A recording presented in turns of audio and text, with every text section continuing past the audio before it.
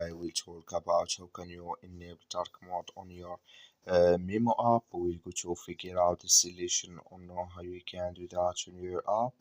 So you just follow this ways and it's going to work with you. So all you have to do, so you just go down here, you click here on profile down here. When you just click here on profile, it's going to take you to this list. It's going to show for you like this. Then all you have to do now, just go here above this sign, click on it. So then it's going to take you to this list here. Then all you have to do now, just you come here to appearance, you just click on it. Then it's going to take you to this list here. So then all you have to do now, just click on dark here.